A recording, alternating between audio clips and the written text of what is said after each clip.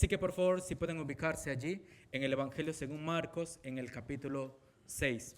Voy a dar lectura a esta porción desde el versículo 7 hasta el versículo 30 y luego haré una oración, ¿sí?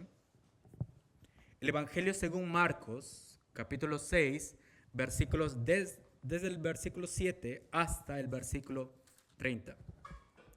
Dice la palabra del Señor. Después llamó a los 12 y comenzó a enviarlos de dos en dos, y les dio autoridad sobre los espíritus inmundos, y les mandó que no llevasen nada para el camino, sino solamente bordón, ni alforja, ni pan, ni dinero en el cinto, sino que calzasen sandalias y no vistiesen dos túnicas. Y les dijo: donde quiera que entréis en una casa, posad en ella hasta que salgáis de aquel lugar. Y si en algún lugar no os recibieren ni os oyeren, salid de allí y sacudid el polvo que está debajo de vuestros pies, para testimonio de ellos. De cierto os digo que en el día del juicio será más tolerable el castigo para los de Sodoma y Gomorra que para aquella ciudad. Y saliendo, predicaban que los hombres se arrepintiesen y echaban fuera muchos demonios y ungían con aceite a muchos enfermos y los sanaban. Oyó el rey Herodes la fama de Jesús, porque su nombre se había hecho notorio, y dijo: Juan el Bautista ha resucitado de los muertos, y por eso actúan en él estos poderes. Otros decían: es Elías, y otros decían: es un profeta o alguno de los profetas. Al oír esto, Herodes dijo: este es Juan, el que yo decapité, que ha resucitado de los muertos. Porque el mismo Herodes había enviado y prendido a Juan y le había encadenado en la cárcel por causa de Herodías, mujer de Felipe su hermano, pues la había tomado por mujer. Porque Juan decía a Herodes: no te es lícito tener la mujer de tu hermano. Pero Herodías le acechaba y deseaba matarle y no podía, porque Herodes temía a Juan, sabiendo que era varón justo y santo, y le guardaba a salvo. Y oyéndole, se quedaba muy perplejo, pero le escuchaba de buena gana. Pero venido un día oportuno, en que Herodes, en la fiesta de su cumpleaños, daba una cena a sus príncipes y tribunos y a los principales de Galilea. Entrando la hija de Herodías, danzó, y agradó a Herodes y a los que estaban con él a la mesa. Y el rey dijo a la muchacha: pídeme lo que quieras, y yo te lo daré. Y le juró: todo lo que me pidas te daré, hasta la mitad de mi reino. Saliendo ella, dijo a su madre: ¿qué pediré? Y ella le dijo: la cabeza de Juan el Bautista. Entonces ella entró prontamente al rey y pidió diciendo: quiero que ahora mismo me des en un plato la cabeza de Juan el Bautista. Y el rey se entristeció mucho, pero a causa del juramento y de los que estaban con él a la mesa, no quiso desecharla. Y enseguida el rey, enviando a uno de la guardia, mandó que fuese traída la cabeza de Juan. El guarda fue, le decapitó en la cárcel y trajo su cabeza en un plato y la dio a la muchacha, y la muchacha la dio a su madre. Cuando oyeron esto sus discípulos, vinieron y tomaron su cuerpo y lo pusieron en un sepulcro. Entonces los apóstoles se juntaron con Jesús y le contaron todo lo que habían hecho y lo que habían enseñado. Vamos a orar. Amado Dios y Padre eterno, Dios todopoderoso, creador del cielo y de la tierra, no hay un átomo, Señor, en este mundo, Señor, que no se mueva, que no actúe si no es conforme a tu buena voluntad. Cuanto más aquellos que te pertenecen, cuanto más aquellos que se aman, que viven en momentos difíciles, sufriendo, padeciendo, siendo martirizados por la causa de tu reino, Señor. Aún en ellos, que nos cuesta a veces entender, ver, tú tienes el control de todas las cosas. Permítanos ver en este pasaje, oh Dios, cómo tú obras y también lo que tú demandas para nosotros en cuanto al discipulado, en cuanto a vivir para tu reino y los costes de seguir para tu reino. Oh bendito Dios, bendice esta iglesia de tal manera que sean edificados por tu palabra. Utiliza el instrumento humano, al vaso de barro, frágil, Señor, y utilizando su debilidad, tú exáltate y glorifícate, oh Dios, para bendecirnos a todos nosotros por tu Santo Espíritu, porque te lo pido en el nombre de Jesucristo. Amén. ¿Qué tienen en común, hermanos, estos países? Corea del Norte, Somalia, Yemen, Libia, Sudán, Eritrea, Nigeria, Pakistán, Irán, Afganistán. ¿Qué tienen en común estos países? Pues, algunos ya lo saben, según la página web de Páginas Abiertas, una página, una organización que no, además de otras cosas, se dedica justamente a dar conciencia a la iglesia cristiana de cómo está la obra de Dios en el mundo, sobre todo la persecución. Páginas Abiertas señala que estos son los países donde más se persigue a los cristianos. Y estos nombres que he dado, estos países que he mencionado, encabezan la lista de los 10 países más peligrosos en el mundo, donde ser cristiano puede costarte la vida. Y en muchos casos, perder la vida de una manera sanguinaria. Hace unos meses ya, en el año pasado, por el mes de febrero, salió una noticia que me llamó muchísimo la atención y me dolió en el corazón, porque lo leí y busqué información sobre eso, de haberse encontrado 70 personas decapitadas en una iglesia cristiana en la República Democrática, ironías de la vida, República Democrática del Congo. Entre las víctimas había mujeres, niños y ancianos.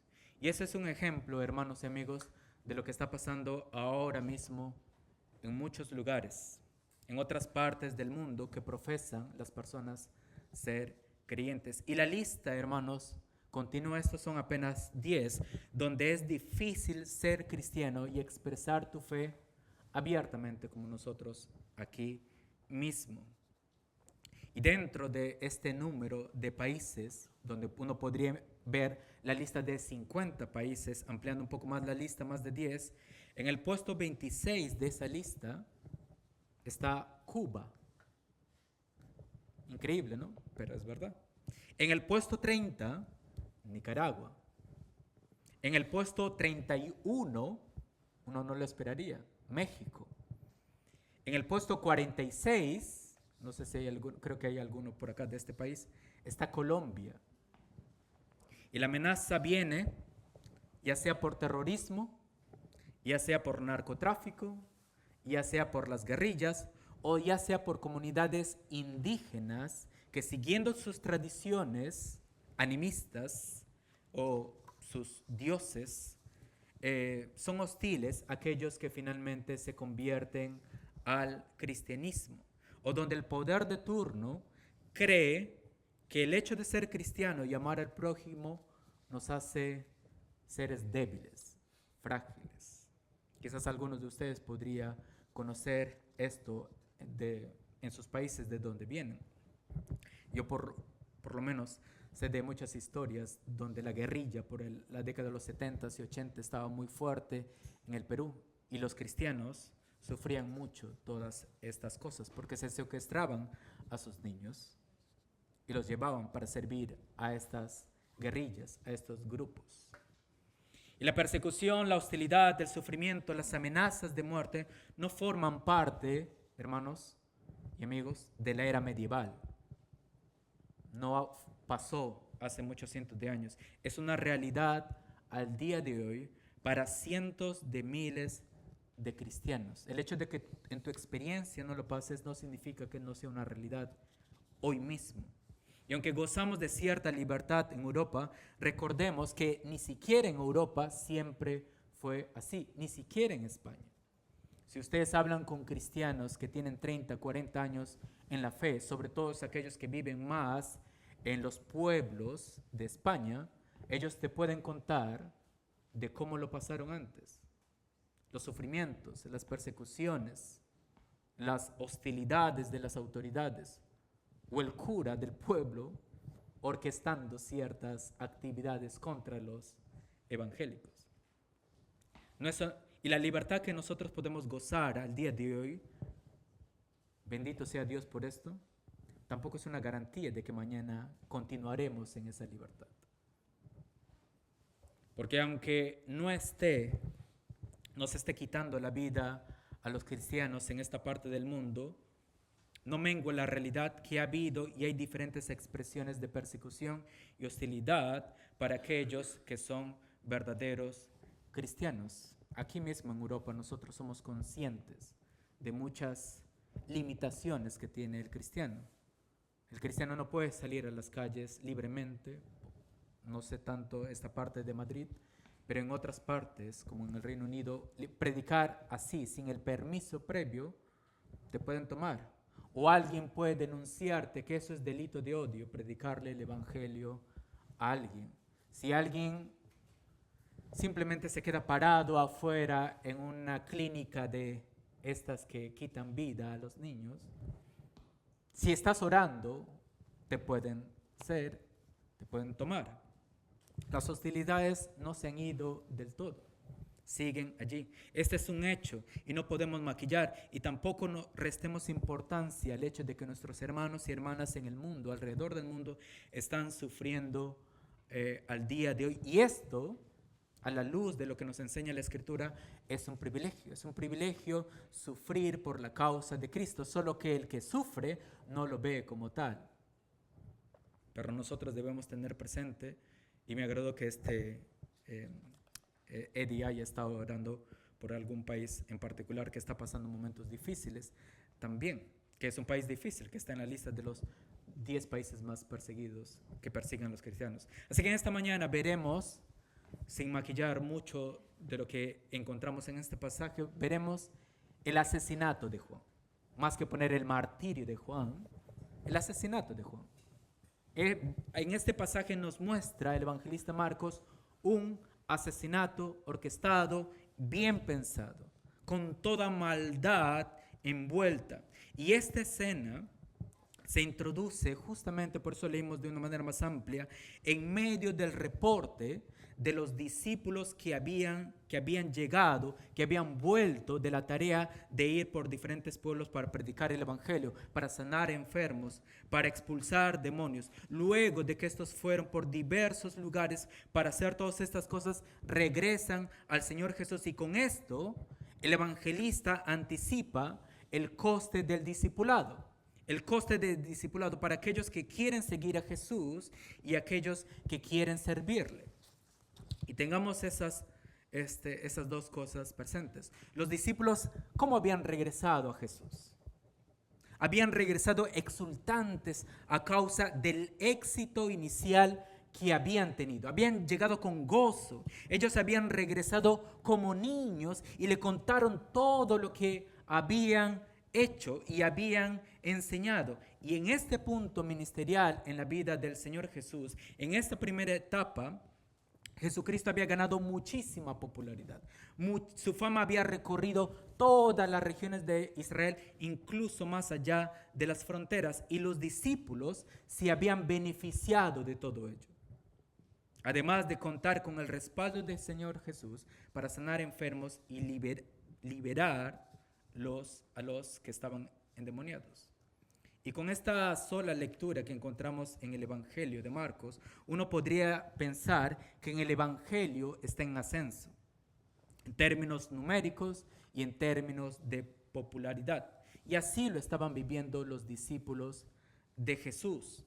Ellos estaban exultantes, como acabo de señalar, extasiados por lo que habían logrado. La gente se convierte, la gente escucha, los enfermos son sanados, estamos expulsando a los demonios. Ellos, ¿quiénes?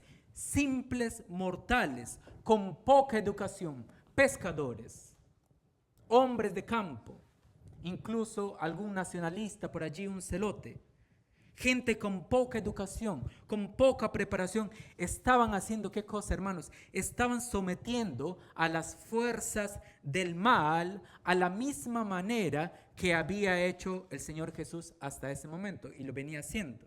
Pero lo que ellos no sabían y lo que ellos se habrían de dar cuenta más adelante, que un poder conlleva una gran responsabilidad. Un gran poder conlleva una gran responsabilidad. Solo que un gran poder que conlleva una gran responsabilidad exige sacrificios muy altos. Eso es lo que le faltó decir al tío de Peter Parker, a los que saben. Lo buscan luego a los que no saben. En ese momento histórico, hermanos, para los discípulos, ellos aún no perciben el alto costo que exige formar parte del reino de Dios. Por eso lo introduce Marcos aquí. Ellos vienen exultantes, pero ¿qué vemos? El asesinato del más grande de los profetas del Antiguo Pacto. Aquellos que están leyendo el Evangelio de Marcos por primera vez, o nosotros, seremos advertidos por esto. No solo porque Marcos nos muestra que Jesús fue menospreciado en el pueblo que lo vio crecer, ya vieron ustedes esto, vieron esto en los pasajes anteriores, o que fuera rechazado por los líderes religiosos una y otra vez en los capítulos anteriores se muestra esto, o porque se le tildara de lunático, se lo llama a Jesús loco, o que dijeran que Jesucristo tiene el espíritu de Belcebú, que Él hace todo eso, no se niega las señales, no se niega lo que Él está haciendo, solo que lo hace en el espíritu de Belcebú, en el espíritu de Satanás. Sino porque a continuación, en medio de las noticias alentadoras de los discípulos, se cuenta la historia de un santo de Dios. Miren cómo de una manera brillante el escritor que nos narra todo esto introduce a modo de sándwich esta historia. Éxito, cosas grandes y en medio un hombre de Dios muerto de una manera muy horrible, muy fea, por medio de una mujer o a causa de una mujer. El reino de Dios, hermanos y amigos, ciertamente va a avanzar. Las puertas del Hades no van a prevalecer contra la iglesia y Jesucristo ya ha ganado. Pero no lo hará. El reino de Dios va a avanzar no según nuestros términos, no según nuestras expectativas. Además, que vemos progresar el evangelio en cierta parte del mundo, no implica que sea así en todos los rincones del planeta. En muchos países sudamericanos, y vuelvo a mencionar esto porque muchos venimos de esos lugares, vemos que los números van en crecimiento, mientras que en esta parte del mundo van decreciendo, como era en los años anteriores, ¿no? El hecho de que crezca el evangelio y el reino de Dios con algunas etnias, entre algunos grupos, en algunas naciones, no significa que sea así en todas partes del mundo. Tenemos que tener una perspectiva realista, más amplia, no leer estas cosas a partir de lo que yo siento, de nuestra experiencia, sino de una manera más global, cómo Dios en su providencia está haciendo todas estas cosas. El reino avanzará, pero no lo hará, y esto hay que tenerlo claro también, sin exigir costos, sin exigir sacrificios a aquellos que forman parte del reino. Y a modo de ejemplo, Marco nos deja este relato, la muerte de Juan el Bautista. Tal como lo señalamos, la fama del Señor Jesús había alcanzado a toda la región de Palestina, y tanto así que los líderes religiosos y políticos seguían de cerca el desarrollo ministerial de Jesús. Y a causa de todo lo que oían acerca de él y las confusiones que se originaban por medio de las diferentes percepciones de las personas, es que confundían a Jesús. ¿Quién es este hombre? ¿Cómo es posible que él hace todas estas cosas? Lo confundían como un personaje histórico de la antigüedad, como alguien como Elías o algunos de los profetas. Y esto era el caso del rey Herodes. Allí en el versículo, que cuando escucha la fama de Jesús, él piensa rápidamente por su conciencia de que es Juan. Juan ha venido a perseguirme. Juan ha venido a seguir predicándome que yo estoy equivocado. Aunque es descrito en los evangelios, en este texto, como el rey Herodes, no pensemos de que él era el rey de toda Israel. Además, no consideremos que él haya sido responsable, no confundamos con otro Herodes, el que mandó a matar a los niños menores de 2 años cuando el Señor Jesús nació. Son dos personas muy diferentes. El que mandó a matar fue Herodes el Grande.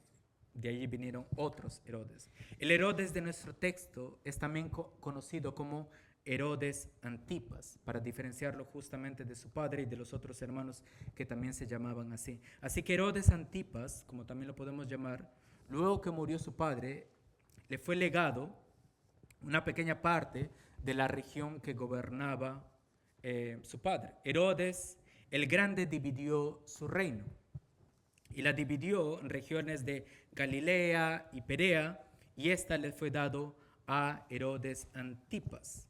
Por lo que Herodes, que gobernaba Galilea, donde vemos esta escena, el lugar donde estaba el ministerio de Jesús, estaba al tanto de todo lo que allí ocurría, como pasa muchas veces con las autoridades. Está atento a todas estas noticias, y cómo no se iba a enterar de este predicador, hijo del carpintero, de Nazaret, de Jesús. Por lo tanto, él sabía de esta fama en ascenso del Señor Jesucristo. Aunque por ser un hombre, y eso es una de las características de Herodes también, vemos a un hombre desquiciado, un hombre mentalmente confundido, que vivía simplemente de los deleites de su palacio, y que vivía como un romano, porque la parte de Galilea tenía mucha influencia gentil y romana, él vivía de esta manera. Él creía entonces que Jesús era Juan el Bautista. Y dice el texto, este es Juan, decía Herodes, este es Juan el que yo decapité, que ha resucitado de los muertos. Imagínate pensar de esta manera. Y Herodes actuaba de esta manera, estaba atormentado, estaba loco, su conciencia le mortificaba, su conciencia le afectaba el juicio, no estaba actuando con lucidez. Y en este episodio, donde por primera y única vez en este evangelio el Señor Jesús no es protagonista, porque el protagonista en este pasaje son otros, Marcos nos introduce una historia que se está desarrollando en paralelo. Porque mientras Jesús va ganando fama y sus discípulos van esparciendo el evangelio del reino, manifestando el poder de Jesús por todos los discípulos, Herodes Antipas en su palacio se entera de ello y crece en su mente una preocupación tan grande que comienza a desquiciarle. Y en su conciencia comienza a aparecer una culpa mayor sobre la culpa de un pecado anterior. ¿Cuál es la culpa mayor? Que había asesinado a alguien y ahora a su forma de entender, ha resucitado para seguir atormentándome sobre el pecado que ella había cometido, que era tomar la mujer de su hermano. Y en este episodio Marcos nos presenta la siguiente escena a modo de una analepsis, o aquellos que son medio, tienen influencia anglófona, un flashback, es decir, una escena de lo que ya había pasado anteriormente. Marcos no nos presenta esto como una historia que está ocurriendo justamente al mismo tiempo de la aparición de los discípulos.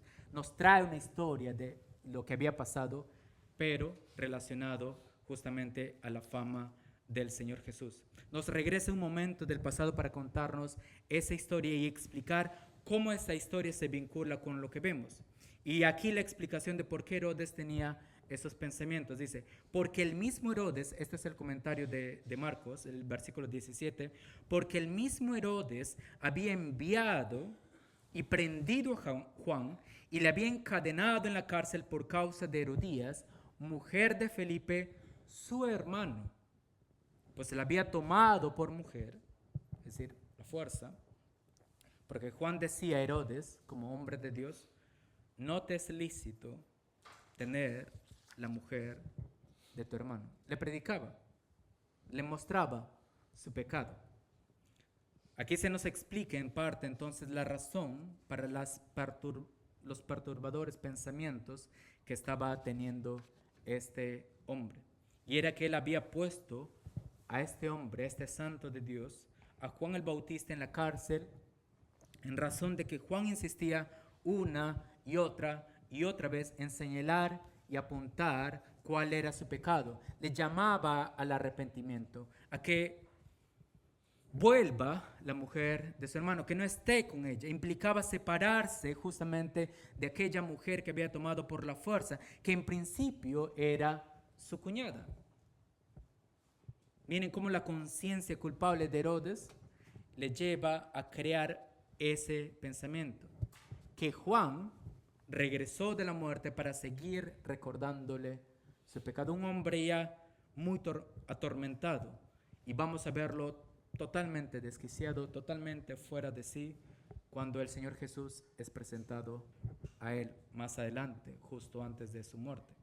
¿Qué es lo que tenemos aquí, hermanos? Tenemos, por un lado, a un predicador, un siervo del Dios Altísimo, que había sido puesto en la cárcel injustamente.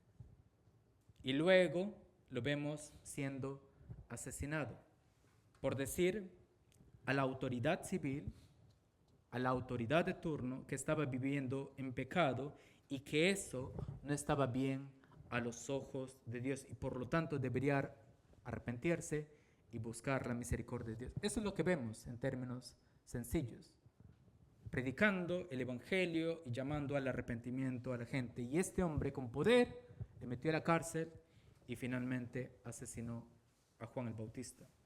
Juan el Bautista, como un predicador del reino de Dios, en primer lugar, no se calla frente a un hecho tan evidente. Segundo, no presenta un discurso conciliador con la autoridad de turno, con la autoridad de su región. No entra en amiguismos con la autoridad y dice, mira, bueno, todos somos pecadores, ¿quién no peca? ¿Quién no puede hacer las cosillas que tú haces? No entra en ese tipo de discursos apañando el pecado de este hombre. Además, como hombre de Dios, al señalar el pecado, está mostrando que teme ¿a quién en primer lugar? A Dios. A Dios, antes que aquel que le podía quitar la vida, que era Herodes. Pensemos en esto. ¿Hay este tipo de predicadores al día de hoy? Como Juan el Bautista. Y sí los hay. Si en verdad queremos formar parte del reino, y si en verdad ciertamente lo somos, hermanos y amigos, oremos para que estos predicadores, que sí los hay, la verdad, se mantengan firmes en medio de a veces situaciones difíciles, oscuras, que demandan a veces el costo de vida.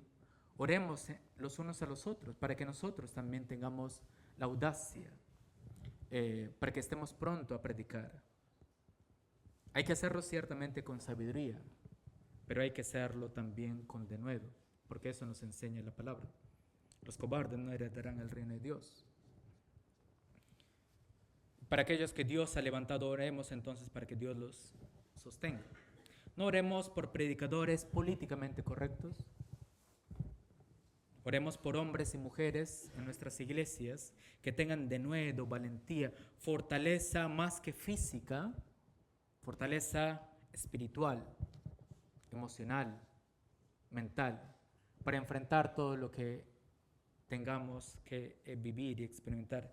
Que no se preocupen más estos predicadores por agradar al concilio político, al concilio social, y que no tengan temor, si al igual que también Pedro y Juan tienen que pasar la noche en prisión, en la cárcel, ser azotados por el evangelio y llamar al arrepentimiento a sus autoridades. En Hechos vemos eso.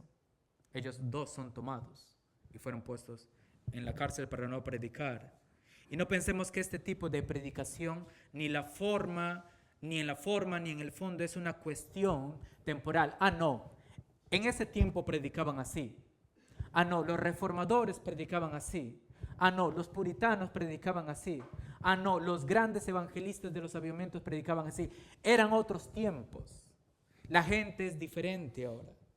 Hay que predicar de una manera distinta. La Biblia no ha cambiado, ¿o sí? No ha cambiado. Sigue siendo la misma. No esperemos, no pensemos que antes se predicaba de esa manera y ahora hay que bajar las revoluciones de nuestras predicaciones. Hay que cambiar un poco la tonalidad, como nos referimos hacia las personas, cómo interactuamos con ellas. No buscamos ser políticamente correctos y tampoco pensemos que Israel sí conocía la ley de Dios, por eso se predicaba así con tanta dureza, y en nuestro tiempo, por lo tanto, hay que predicar de una manera diferente. No pensemos en estos términos, porque los hombres y mujeres de Dios y la predicación al arrepentimiento en la fe de Dios estuvo en todos los tiempos y en todos los gobiernos. A veces ha sido más difícil, a veces ha sido más complicado, pero estos hombres y mujeres se mantuvieron siendo fieles. Y es en virtud de esa fidelidad de hombres como estos y mujeres también que la iglesia al día de hoy persevera, se mantiene y se inspira y se fortalece. Estamos haciendo esto mismo ahora al ver la vida de Juan el Bautista. Esta historia, hermanos, no está aquí para señalar cómo será la vida de algunos cristianos, sino que está aquí para ejemplificar cómo será la vida de todo cristiano que tenga que representar la justicia y la santidad de Dios en contraste inevitable contra los valores y principios que están arraigados en este mundo y no a los valores según el Evangelio del Reino. Juan el Bautista había apuntado en la llaga, donde más dolía en sus conciencias de Herodes y Herodías y de su familia. Él había señalado la profundidad y la perversión en la cual estaban viviendo sus autoridades. Y dice el texto, y nos da más detalles, pero Herodías le acechaba y deseaba matarle. Cuando leamos la Biblia, tratemos de ver la riqueza del género que estamos leyendo. Los evangelios son biografías teológicas, pero son biografías, son relatos. Y miren cómo estos grandes escritores biográficos y de historias nos dicen, pero Herodías le acechaba, coma, y deseaba matarle, coma, y no podía. Es decir, mira cómo enriqueces esta historia. Porque Herodes, ¿por qué no podía? Porque Herodes temía a Juan, sabiendo que era varón justo y santo. Y Herodes le guardaba salvo. Y oyéndole, es decir, cuando se reunía con Juan el Bautista, se quedaba muy perplejo, pero él escuchaba de buena gana. Imaginen a ese hombre en esa condición. Le agrada escuchar a Juan el Bautista en un sentimiento, una mezcla de cosas entre desagrado y agrado, porque le gusta escuchar lo que él tiene que decir, predicación dura, fuerte, pero le desagradaba que le muestre su pecado. Entonces, en esta mezcla de sentimientos, le quería tener ahí para su deleite, simplemente porque le agradaba y ya está, aunque le costaba, mientras que su mujer lo tenía claro. Su mujer lo tenía claro, ella de un sentimiento clarísimo, a por él, a matarle. Herodes tenía un retorcido sentimiento hacia Juan, entre temor, admiración, aprecio, deseo de escucharle. Herodías, como dije, la tenía claro. Esta mujer que antes era su cuñada, únicamente tenía odio hacia Juan. Odio. Y un odio profundo. Hay que tener un odio muy hondo para buscar, intentar quitar la vida a alguien. Herodes, de una manera enfermiza y extraña, le encantaba escuchar a Juan, aunque en público mostraba que le castigaba. Herodes estaba fascinado por este hombre Juan, y él sabía que era un hombre dice la Escritura, era un hombre justo, santo, como Pilatos más adelante. Y es interesante ese paralelismo también que vemos Herodes y Juan el Bautista y Pilatos y el Señor Jesús. Eso es, hay pequeños destellos de advertencias que nos apuntan también a la cruz ahí. Ustedes lo pueden ver en los capítulos anteriores. Él sabía que era un verdadero hombre de Dios y en virtud de esto cuidaba de su vida, le preservaba. Había puesto a Juan el Bautista por influencias de otros, por agradar a otros, pero le agradaba escuchar a este hombre. Le cuidaba de lo más peligroso para Juan, de su propia mujer. Le cuidaba de su propia mujer que quería asesinarle, pero aún no encontraba la forma. Sus diabólicos pensamientos de Herodías aún no habían dado fruto. Hasta que llegó el día. Hasta que llegó el día. Versículo 21. Y es interesante como lo dice este Marcos, ¿no? Pero venido un día oportuno, ¿para quién? No para Juan, ni siquiera para Herodes, para Herodías, ¿no?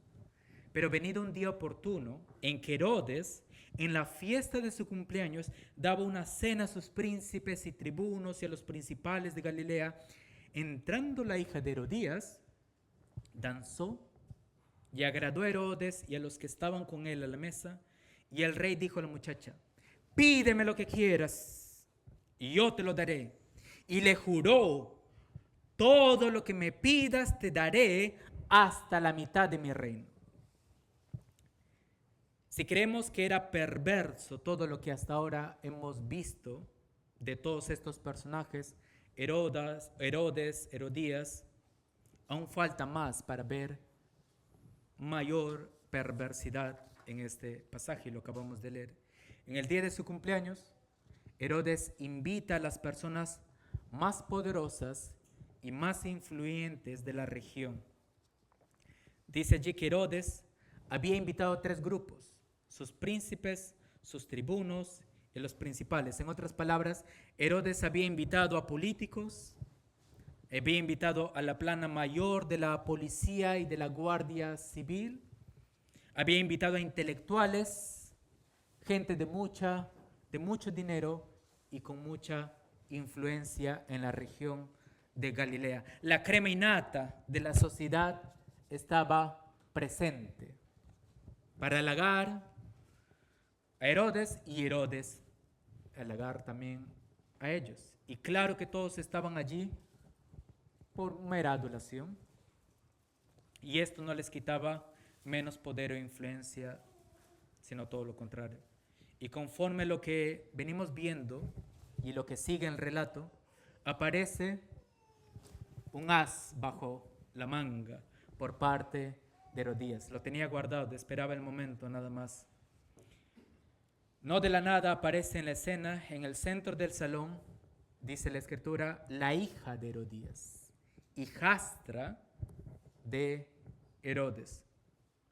Y probablemente, conociendo las Herodías, conociendo las perversiones de su marido, envía a su hija, que posiblemente, según los historiadores, tendría entre 14 y 17 años, a hacer un baile en medio de esos hombres, Herodes y sus autoridades, que encandile a estos hombres y despierte pasiones de todos esos hombres. Una niña, un adolescente, a estos hombres que estaban exultantes de gozo, de alegría, de las fiestas, embriagados no solo en el poder, sino también en el vino. Así que, ¿qué hace la mujer de Herodías? Observando todo, calculando todo, envía a su hija. Su mujer conoce la debilidad de su marido y utiliza a su propia hija. Y según la maquinación diabólica de la madre, el baile que posiblemente fue sensual por una adolescente, orquestada por la misma madre, resulta en éxito para sus objetivos. Tanto así que en la embriaguez de la lujuria y del alcohol, Herodes llegó a prometer una locura, propio del carácter de este hombre, de Herodes, un hombre impulsivo, un hombre hedonista, que vive esclavizado por el deleite del momento y no piensa en las consecuencias de sus actos. Y él promete que era algo imposible de cumplir, porque él era un regente nada más a las órdenes del Imperio Romano.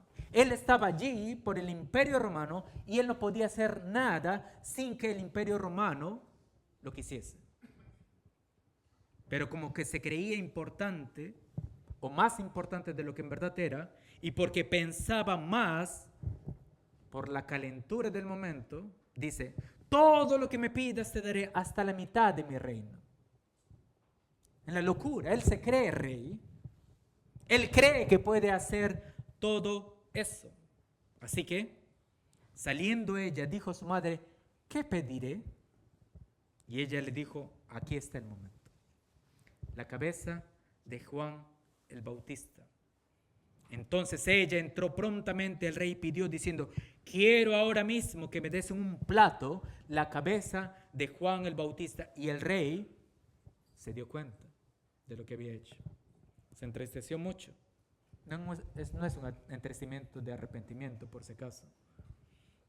Pero a causa del juramento y a causa de todos los que estaban viendo a ver qué va a hacer ¿por qué va a proteger a este presidiario?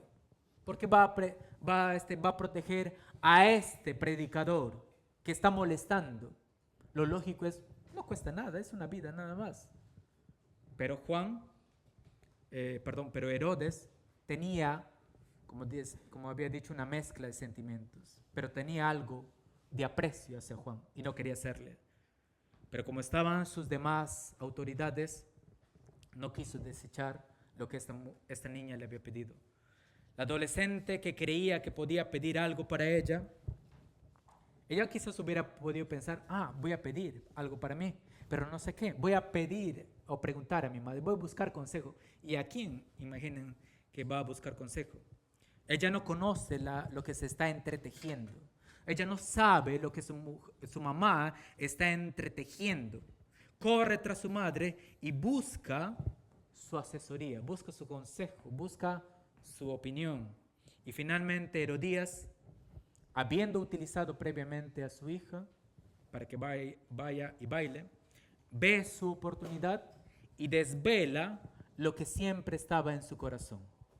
Ella había entretejido todo esto, había embriagado a estos hombres, había utilizado a su propia hija y finalmente se presenta la oportunidad. Así que siguiendo la orden de su madre, Salomé, como se llama esta niña de entre 14 y 17 años, regresa al salón y en presencia de todas las personas que acompañan a Herodes, ella le dice, sin titubear, con una frescura como si nada, como quien pide un plato de comida, quiero que ahora mismo me des un plato, la cabeza de Juan el Bautista.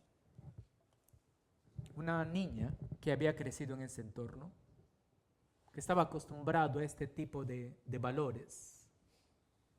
Para nada, simplemente quiero esto y ya está. Imaginen vivir en un lugar así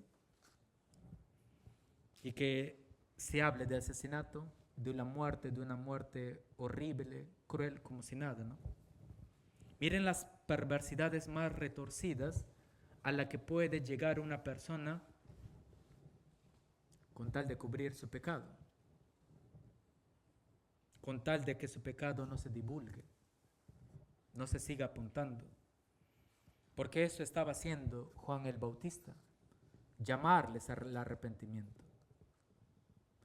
A Herodías no le gustaba y eso era lo que le molestaba. Adúltera, ese hombre no te pertenece, deberías regresar con tu marido. Estás viviendo en pecado, estás viviendo en inmoralidad, no eres un ejemplo para la sociedad. Aquí se nos presenta de una manera más cruda y cruel cuando los valores del reino de Dios se enfrentan a los valores de este mundo.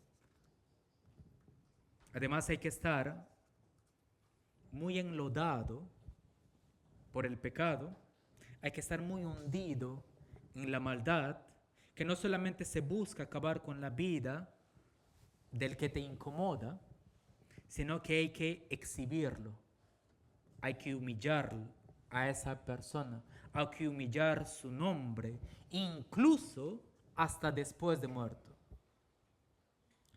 Porque Herodías no solamente le dice mátalo, corta su cabeza, le pones un plato y lo exhibes. Hay que ser muy perverso para hacer todo eso. Hay que estar muy retorcido moralmente para actuar en esos términos y sentirse contento, satisfecho por lo que se logra. Así actuó la mujer de Herodes al pedir en un plato la cabeza de Juan el Bautista. Miren, hermanos, cómo el pecado va carcomiendo nuestro corazón, nuestras conciencias, al punto que no sentimos ningún remordimiento. Ya no solo no sentir remordimiento, sentir placer en hacer esos pecados. No solo la mujer Herodías era así de perversa y malvada, sino toda la familia. Herodes, Herodías, la hija Salomé, que bailan, ella no reprocha ir a bailar sensualmente a estos hombres. Ella no reprocha quitarle la vida a ese hombre. Y dice el versículo 25. Entonces ella entró prontamente al rey diciendo, quiero ahora mismo que me des un plato y la cabeza de Juan el Bautista. Y de Herodes, ¿qué más podemos decir, hermanos? Ya señalamos mucho respecto a él. Y podríamos seguir más, pero consideremos solo un detalle en este pasaje. Miren el versículo 26 y aprecien la ironía que encontramos en este texto. Pues dice, y el rey se entristeció mucho, pero a causa del juramento y de los que estaban con él a la mesa, no quiso desecharla. Es decir, no quiso desechar la promesa. Miren lo irónico de esta escena. Herodes era un hombre moralmente pervertido, carente de una ética que sea digno de elogio. Es un mentiroso, es un conspirador, es un desleal, es un hedonista, es un falso. Y todos saben, y todos en la fiesta saben que es así. Todas sus autoridades saben que este hombre es así. Sin embargo, justo aquí, por causa de sus invitados, pretende pasar por un hombre honorable, que respeta su palabra y cumple sus promesas. Pero a causa del juramento de los que estaban con él a la mesa, no quiso desecharla. Quiere parecer un hombre que cumple su palabra. Aquí se muestra, no voy a generalizar, pero vamos a apuntar a lo que vemos en Juan. Aquí se muestra de qué está hecho un político puesto por el Imperio Romano. Como dije, no voy a generalizar. ¿Qué es lo que más le importa a Herodes? ¿Cumplir su palabra? ¿Ser un hombre que cumple sus promesas? ¿Un hombre honorable? No, quiere contentar a todo el mundo. Quiere agradar a los que están allí. No a Herodías, no a Salomé, a los que les están mirando. Porque necesita de ellos para seguir en el poder. Y finalmente, la escena termina con una escena gore, macabra. Muchos no serían capaces de ver una película o una serie de este género. La gran mayoría creo que no tendría estómago. Pero hermanos, la Escritura nos presenta a todo color una escena gore, una escena macabra, y que puede pasar rápido nuestra lectura en ella. Y dice el texto, y enseguida el rey enviando a uno de la guardia, vayan creando en sus mentes estas imágenes, ¿sí? Esta escena. Y enseguida el rey, enviando a uno de la guardia, mandó que fuese traída la cabeza de Juan. El guarda fue, le decapitó en la cárcel y trajo su cabeza en un plato y le dio a la muchacha. La muchacha lo recibe, va donde su madre y la da a su madre. Cuando oyeron esto sus discípulos, dice la escritura, una escena ya posterior, vinieron y tomaron su cuerpo, no su cabeza, su cuerpo, y lo pusieron en un sepulcro. Solo Dios sabe, hermanos, lo que esta mujer ha hecho con la cabeza de Juan el Bautista. No nos queremos ni imaginar hasta qué punto de perversidad pudo llegar esta mujer al querer la cabeza de Juan el Bautista. Porque no se nos dice que tanto la cabeza y el cuerpo fueron puestos juntos. Tomaron lo que estaba al alcance. Los discípulos de Juan, en un acto de respeto y amor por ese hombre, tomaron su cuerpo y lo pusieron en un sepulcro. Pero en un acto profundamente diabólico, sanguinario, pervertido, la escena de la cabeza de Juan sobre un plato termina entregada para la satisfacción de esta mujer. Así que, hermanos y amigos, a la luz de las Escrituras se manifiestan las consecuencias naturales de dos valores morales distintos cuando finalmente se confrontan el uno al otro. Dos valores morales que tienen su raíz, uno en el reino de Dios y otro en el reino de las tinieblas. Cuando se confrontan el uno al otro, cuando se enfrentan uno al otro, puede llegar a consecuencias como estas. Hermanos, por causa de vivir para el reino de Dios, que no sea una sorpresa para nosotros sufrir injustamente en este mundo. Repito, que no sea una sorpresa para nosotros cuando tengamos la oportunidad o el privilegio de sufrir injustamente en este mundo. Y le digo por tercera vez, cuando tengamos que sufrir injustamente en este mundo. Dice el apóstol Pablo en 2 Timoteo 3, versículo 12. Y también todos los que quieren vivir piadosamente en Cristo Jesús padecerán persecución. 2 Timoteo 3:12, repito. Y también todos los que quieren vivir piadosamente en Cristo Jesús padecerán persecución. Y Pablo lo dice justamente cuando estaba en la cárcel, escribiendo su última carta antes también de ser decapitado. Aun cuando no puedes entender el porqué de tus sufrimientos, cual sea, aun cuando te sea complicado ver la mano misericordiosa y soberana de Dios en tus sufrimientos, no dejes de confiar en Él. No dejes de mirar a Él, porque los que aman a Dios, dice la Escritura, todas las cosas les ayudan a bien. Mantente firme, como Moisés se mantuvo firme viendo al invisible. Y por el gozo de la gloria que disfrutarás cuando estemos en su presencia, sufre a la manera de la cruz de Cristo, como uno que tiene el privilegio dado por Dios de sufrir por la causa de Cristo. Dice el Señor Jesús en Mateo 5:12, gozaos y alegraos porque vuestro galardón es grande en los cielos. Porque así persiguieron a los profetas que fueron antes de vosotros. No se niega que va a haber persecución. no se niega que no vaya a haber sufrimiento, no se niega que vaya a haber martirio. Por eso mismo se exhorta, gócense, alégrense. ¿Por qué? Y ven la relación del Señor Jesús cuando dice, gozaos y alegraos porque vuestro galardón es grande en los cielos.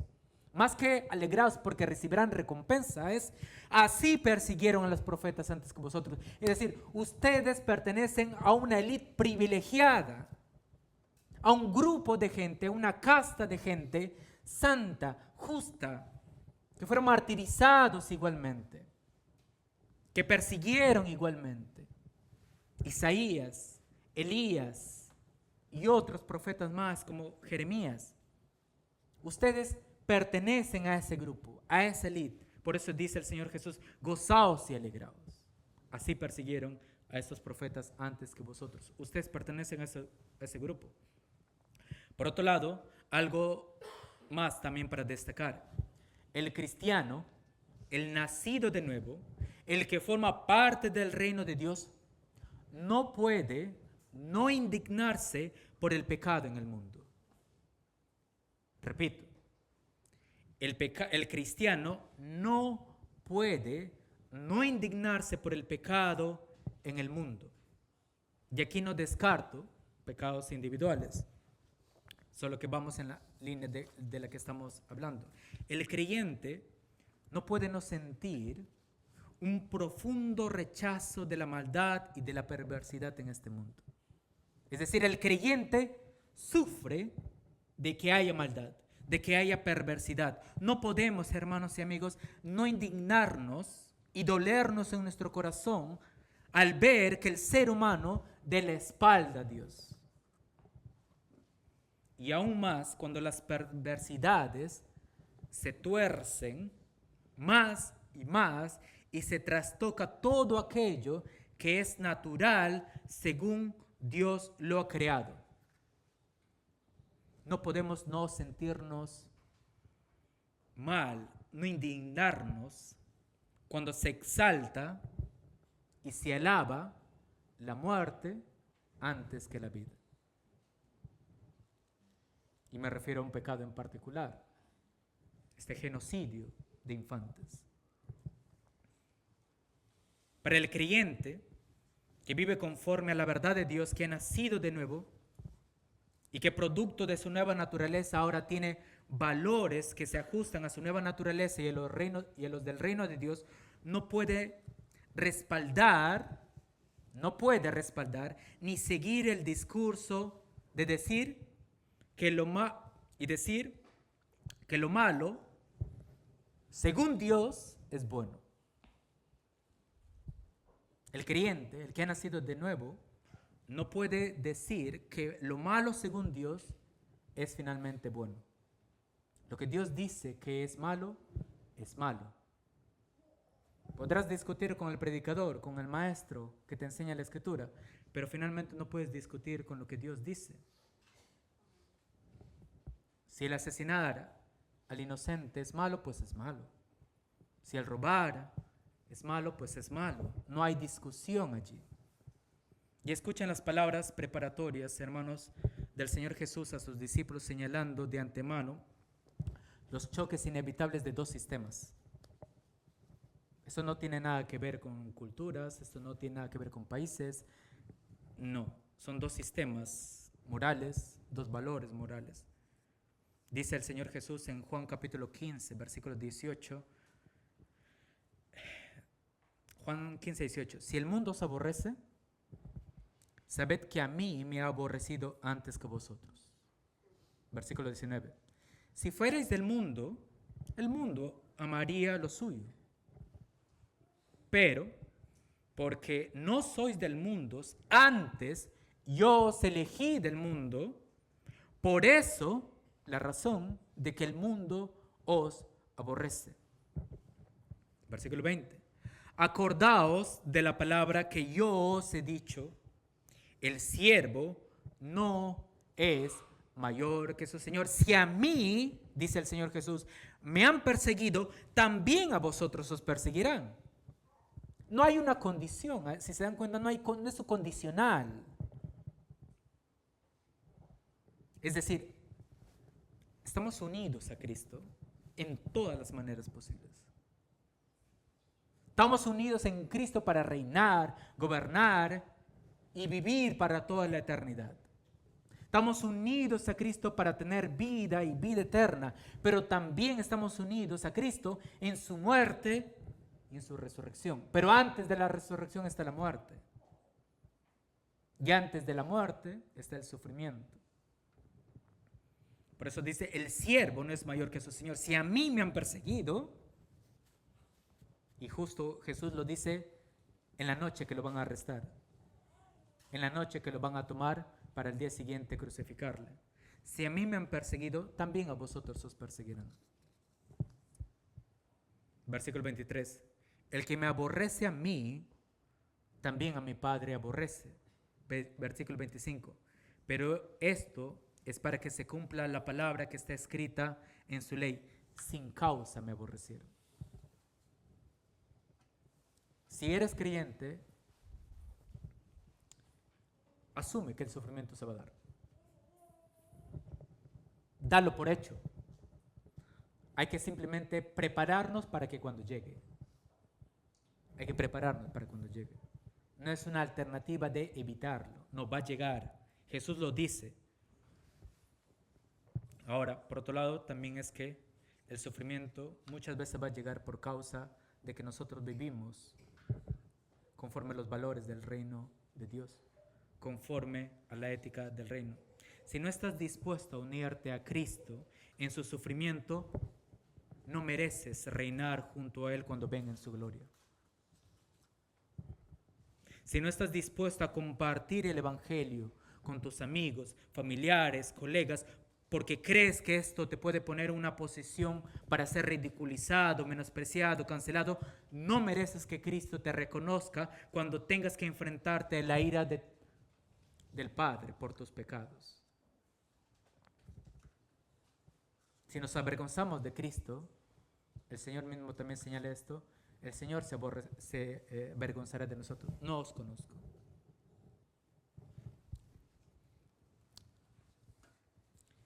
Escuchamos a veces testimonios de personas que pasan momentos muy difíciles, a veces a costa de su propia vida, a costas de su propia familia. Estábamos hace varios meses también en Ciudad Real, en una conferencia sobre un creyente que había salido del grupo musulmán y se convirtió y llegó a ser pastor, y él tuvo que dar testimonio de a su familia, y su padre sobre todo terminó rechazándole. Si estos hermanos pasan por momentos difíciles, ¿por qué nosotros no podríamos hacerlo, teniendo el privilegio de poder llevar con el Evangelio a más personas? Y por otro lado, utilizando esta misma analogía, si grupos religiosos, hermanos, como musulmanes y otros más, no se avergüenzan de lo que creen y conforme a su religión, ellos se ciñen con vestimentas que son propias de su religión y no se avergüenzan de lo que creen, ¿cómo habríamos de avergonzarnos nosotros por nuestra fe? Si creemos que lo nuestro, lo que creemos, no es una verdad, sino es la verdad. Nosotros creemos en el Evangelio vivo y verdadero y que sabemos que esta es la que da vida a los hombres y mujeres, y esta en su nombre, en el Señor Jesucristo, el Evangelio de Jesucristo, da vida y salva a las demás personas. ¿Cómo habríamos de avergonzarnos para no sufrir las consecuencias de predicar el Evangelio, o de vivir para el Evangelio, o de vivir para el reino? Juan el Bautista y otros hombres no se avergonzaron de quiénes eran y de lo que tenían que predicar y de lo que tenían que contar. Y por supuesto que el Señor Jesucristo jamás negó a su Padre. Más bien, honrando a su Padre, tomó nuestros pecados, y dice el apóstol Pablo, fue a la cruz y nuestros pecados fueron clavados en esa cruz. Vivir para el reino Te exigirá no una parte de tu vida, te exigirá toda tu vida. Solo miremos a Juan el Bautista. Solo consideremos los miles y miles y miles de cristianos, mártires. O solo miremos, hermanos y amigos, a nuestro Señor Jesucristo, que tuvo que morir para dar gloria a su Padre, que tuvo que morir para darte vida a ti, a mí, que no se avergonzó de su Padre, sino que conforme a su Padre aceptó su voluntad y fue a la cruz a morir por ti y por mí. Está en Dios, hermanos, está en la soberanía de Dios decidir cómo nos exigirá el coste del discipulado. Está en la soberanía de Dios cómo te exigirá sufrir por la causa de Cristo. Pero ciertamente se nos exigirá. Preparémonos para esto. Dice y termino con esto. Dice el apóstol el apóstol Pablo, en el versículo 29 del capítulo 1. Porque a ustedes, os es concedido a causa de Cristo, no solo que creáis en Él, sino que también padezcáis por Él. Se te ha dado como un regalo creer para vida eterna, pero paralelamente se te ha dado sufrir por la causa de Cristo. Tómalo esto como un privilegio. No te avergüences de su nombre y no te avergüences para nada en quien crees. Mantente firme y aunque te cueste por momentos y aunque te hace difícil de verlo, porque incluso Juan el Bautista mismo le costó ver, ¿eres tú el que había de venir o esperaremos a otro? Juan el Bautista desde la cárcel mandó a decir esto por medio de sus discípulos. ¿Eres tú el que había de venir, Jesús, o esperaremos a otro? Dudó de que Jesús era el Mesías. Y el Señor Jesús le dice, los enfermos son sanados y a los pobres es predicado el Evangelio, citándole un texto mesiánico. Es decir, por medio de mí se está cumpliendo esto. Yo soy el que había de venir. Y esto le ayudó a fortalecerse de que el Mesías ya había llegado y estaba allí. La promesa de Dios se había cumplido para que Él le enfrentase la muerte final. Preparemos nuestros corazones para que cuando lo que tenga que venir, venga. Que Dios le bendiga. Y vamos a terminar y voy a invitar a